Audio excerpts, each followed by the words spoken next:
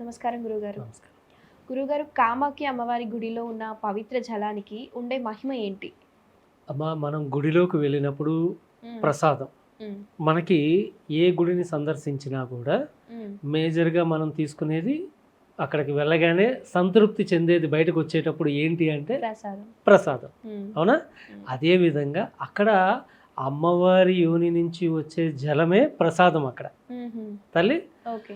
ఆ జలం ఎక్కడి నుంచి వస్తుంది ఏంటి అనేది ఎవ్వరికీ ఇప్పటికీ కనుక్కోలేదు. హ్మ్. అంతటి అద్భుతమైన శక్తి కలిగిన ప్రసాదం అది. హ్మ్. అమ్మ, హ్మ్. నువ్వు ఏ గుడికి వెళ్ళినా తిరుపతి లడ్డు తీసుకుంటే ఎంతటి ఆనందం పొందుతాం. అవును. ఎన్ని కష్టాలు పడినాయి లోపలికి వెళ్తానికి, 24 గంటలు పడినా హ్యాపీగా బాధపడుతూ వెళ్తాం. లోపలికి వెళ్ళాక మూల హ్మ్. విరాట్ని దర్శనం చేసుకుని బయటకు వచ్చి తీసుకునే ఆ చిన్న ప్రసాదం ఏదైతే ఉంటుందో లడ్డూని ఎంత ఆనందమయంలో తింటాం. స్ట్రెస్ తినగానే ఆ రిలీఫ్. స్ట్రెస్ అంతా పోతుంది. అవును. అదేవిధంగా అక్కడ ఆ తల్లి యోని గర్భం నుంచి వచ్చే జలమే ప్రసాదం. ఓహో! ఉమ్. ఓకే. అక్కడ వేరే ప్రసాదాలు ఏమీ ఉండవు. హ్మ్. ఇంక మామూలుగా అక్కడ ఏదో కోవా స్వీటు ఇలాంటివి అమ్ముతారు, తీసుకెళ్ళి అక్కడ పెట్టడం మళ్ళీ తీసుకోవడమే తప్ప హ్మ్. అక్కడ తీసుకునే ఆ జలప్రసాదం మాత్రమే హ్మ్. మనకి మన శరీరంలో ఉన్న ఎన్నో మార్పుల్ని కలుగజేస్తుంది. హ్మ్. ముఖ్యంగా సాధన చేసే వారికి అక్కడ ఆ ప్రసాదం సేవించడం వల్ల హ్మ్. వారికి అక్కడ ఉన్న శక్తి తెలుస్తుంది ఈజీగా. హ్మ్. ఓకే. ఎందుకంటే మనలో ఉన్న కొన్ని రుగ్మతల్ని, కొన్ని మానసిక పరిస్థితుల్ని ఆ జలం కంప్లీట్గా నిర్వీర్యం చేసేస్తుంది. హుహు. చేసినప్పుడు అంటే కామన్ ఎలా అంటే జ్వరంతో ఉన్న వ్యక్తిని మనం పరిగెత్తమంటే ఎంతటి తప్పో, హ్మ్.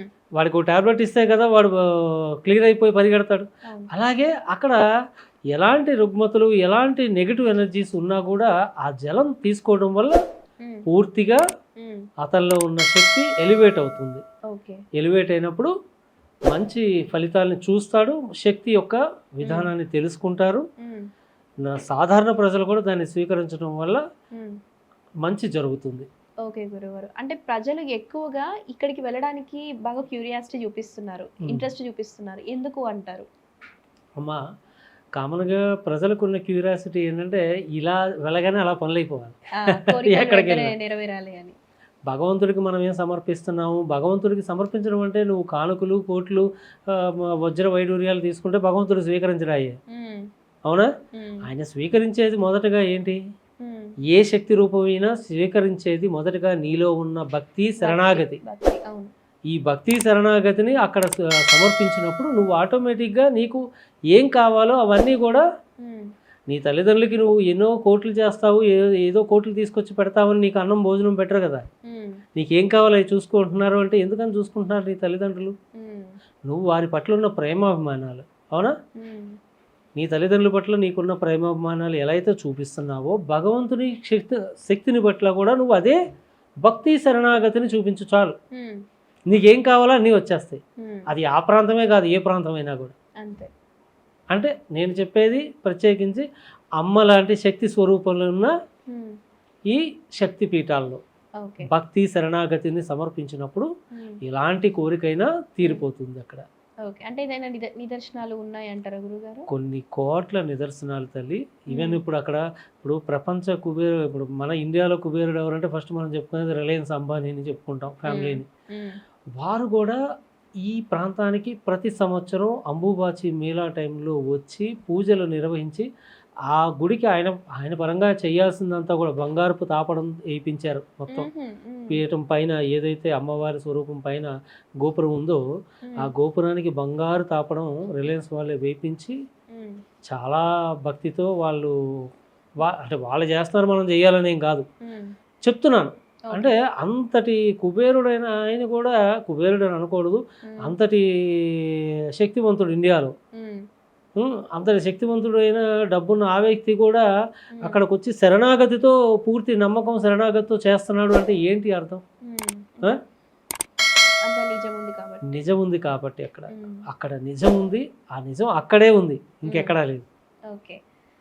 అంటే ఆ నిజం హ్మ్. మనం ముందుగా మాట్లాడుకున్నట్టుగా ప్రతి క్షేత్రానికి ఒక విశిష్టత ఉంటుంది. ఆ విశిష్టత ఉన్న ప్రాంతం. ఓకే. నెగటివ్ ఎనర్జీసే కానివ్వండి, ఎలాంటి నార్మల్ పీపుల్కి నెగటివ్ ఎనర్జీసే కానివ్వండి, హ్మ్. ఎలాంటి రుగ్మతలే కానివ్వండి, కోరికలే కానివ్వండి, ఎలాంటి కోరికలైనా కూడా తీర్చే తల్లి. ఓకే. అంటే దేశం నలుమూలల నుంచి వస్తూ ఉంటారు. అంటే ఎక్కువగా అయితే తాంత్రికులు వస్తారని చెప్తా ఉంటారు గురువుగారు. ఆమా. మరి ఎందుకు తాంత్రికులు మాత్రమే వస్తారు? తాంత్రికులు మాత్రమే వస్తారు అనేది తప్పు మాట అమ్మ. ఓకే. తాంత్రికులు ఎక్కువగా వెళ్తారు. ఓకే.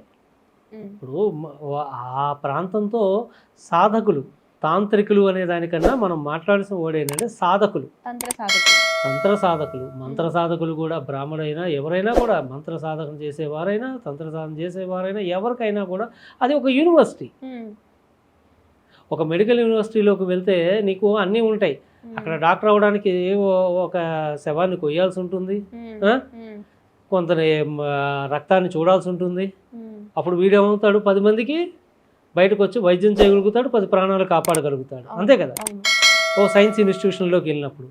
ఇక్కడ కూడా అలాగే అక్కడికి వెళ్ళి తంత్ర సాధన చేసినప్పుడు కొన్ని విషయాల్ని గ్రహించగలుగుతాడు, తెలుసుకోగలుగుతాడు. అలాగే వాళ్ళలో శక్తిని కొంతమందికి చూపించగలుగుతాడు, ఇవ్వగలుగుతాడు. వాళ్ళలో ఉన్న శక్తిని కొన్ని విషయాన్ని క్లియర్ చేయగలుగుతాడు. అది సాధకుడి యొక్క లక్ష్యం. అర్థమైందా? ఒక సాధకుడు, ఒక తంత్రగాడే కానీ ఒక సాధకుడే కానివ్వండి, మీరు మీ భాషలో తంత్రగాడు అనుకున్నా కూడా వాడు అక్కడికి వెళ్ళి సాధన చేసుకున్నప్పుడు నేర్చుకుంటున్నాడు వాడు. అర్థమైందా? ఆ కేంద్రం అది నేర్పిస్తుంది, మంచి నేర్పిస్తుంది, చెడు నేర్పిస్తుంది. చెడు నేర్చుకుంటేనేగా, శవాన్ని కోస్తేనేగా వీడు డాక్టర్ అవుతున్నాడు, అవునా? శవాన్ని కోయడం అంటే చెడేగా. మరి దాన్ని కోయకుండా వీడు నేర్చుకోగలడా? నేర్చుకోలేడుగా. అలాగే వీడు అక్కడికి వెళ్ళి చెడుకు ఉన్న ప్రభావం ఏంటో నేర్చుకుంటాడు. వాడు అక్కడ నేర్చుకుని బయటకు వచ్చి ఆ చెడు ఉన్న వ్యక్తుల్ని క్లియర్ చేయగలుగుతాడు. అర్థమైందా మీకు? చెడు ఉన్న వ్యక్తిని క్లియర్ చేయాలి అంటే వాడు చెడు నేర్చుకోవాలి కదా. అక్కడ నేర్చుకోవడం అంటే అక్కడ తెలుసుకోవడం కాదు, అక్కడ ప్రాక్టికల్గా చెడుకున్న ప్రభావం ఎలా తీయచ్చు, ఆ చెడు ఎలా వస్తుంది అనేది తెలుసుకుంటాడు ఈజీగా. ఓకే. అందుకే అక్కడ తంత్రగాళ్ళు ఎక్కువగా వెళ్తారు. ఈ 3 రోజుల్లో, ఈ 3 నాట్ ఓన్లీ 3 days అమ్మా, ఎనీ టైం వాళ్ళు అక్కడ రెగ్యులర్గా వెళ్ళి పూజలు, హోమాలు, యజ్ఞాలు చేస్తారు. బలులుగా సమర్పించే ప్రాంతం కాబట్టి బలులు కూడా సమర్పించి, వాడు ఇప్పుడు నీ నుంచి ఒక నెగటివ్ని నేను అబ్జర్వ్ చేసుకుంటే ఆ నెగటివ్ నేను ఎక్కడో చాలా హీలింగ్ చేసుకోగలిగా. ఆ నెగటివ్ నేను ఎందుకు భరాయిస్తాను? అక్కడికి వెళ్ళి హీలింగ్ చేసుకుంటాను అంతే. ఇప్పుడు బలి అనేది కొన్ని రకాల బలులు ఇస్తేనే కొన్ని రకాల నెగటివ్స్ క్లియర్ అవుతాయి. అర్థమైందా? ప్రతి నెగటివ్ ఒక్కొక్కటి ఆవహిస్తుంది. ఒక్కొక్క శక్తి ఆవహించినప్పుడు ఎలా ఉంటుందంటే ఆ శక్తికి కొన్ని అవసరాలు ఉంటాయి. ఆ అవసరాలే అన్నిటిని అన్ని చోట్ల తీర్చలేము. ఆ ప్రాంతం ఏంటంటే ప్రత్యేకంగా ఎలాంటి నెగటివ్ అయినా క్లియర్ చేసుకోగలిగిన హీలింగ్ సెంటర్ లాంటిది అది మాకు ప్రత్యేకంగా. అందుకని ప్రత్యేకత ఉంది కాబట్టి అక్కడికి వెళ్ళి హీలింగ్ చేసుకుని క్లియర్ చేసుకుని శక్తిని, మళ్ళీ కొత్త శక్తిని ఇంజెక్ట్ చేసుకుని రావచ్చు. ఓకే. అంటే గురువుగారు వెళ్ళడానికి ఏమైనా పాటించాల్సిన నియమాలు ఉంటాయంటారా? తల్లి, ఏ గుడిలో అయినా కూడా ఆ క్షేత్రాన్ని బట్టి అక్కడ విశిష్టతలు ఉంటాయి. అదేవిధంగా ఇక్కడ కూడా ప్రత్యేకంగా నియమాలు అనేవైతే ఏమీ లేవు. కానీ అక్కడ కొంచెం జలాన్ని తీసుకునే విధానమే కానివ్వండి, అమ్మవారి జలం తీసుకోవాలి. ప్రత్యేకంగా ఇక్కడ గుహ ఉంటుంది, ఆ గుహలో చిన్న గుహలాగా ఉంటుంది, లోపలికి దిగి అమ్మవారి స్వీకరించి పైకి రావచ్చు. అంటే విగ్రహం అలాంటిది ఏమి ఉండకుండా ఓన్లీ యోని స్వరూపం మాత్రమే ఉంటుంది అక్కడ. అది మనకి ఆ చీకటిగా ఉంటుంది, ఆ చీకటిలో మనకి ప్రత్యేకంగా కనపడదు. ఓకే. ప్రత్యేక పూజల్లో మాత్రమే ఆ తల్లిని మొత్తాన్ని దర్శనం చేయడం జరుగుతుంది. అది కొంతమందికి అది దర్శన భాగ్యం కలుగుతుంది, అందరికీ సామాన్యులు. ఆ ప్రాంతమే అద్భుతం. నేను మీకు ఇందాక చెప్పినట్టుగా మీరు ఆ ప్రాంతం నీలాచల పర్వతం మీద ఎక్కడ కూర్చొని చేసినా ఆ శక్తి వస్తుంది. అర్థమైందా? శ్రీనివాసుడు 7 కొండల గుడి మీద, శ్రీనివాసుడు ఎక్కడున్నా కూడా 7 కొండల మీద సర్వం ఆయనే. అవునా? ఆ 7 కొండల మీద ఎక్కడైనా స్వామి స్వరూపం ఉంటుంది. అలాగే ఈ నీలాచల పర్వతం మీద నువ్వు ఎక్కడ ఉన్నా కూడా ఆ శక్తి కనపడుతుంది. ఆ శక్తి యొక్క ప్రభావం నీకు తెలుస్తుంది.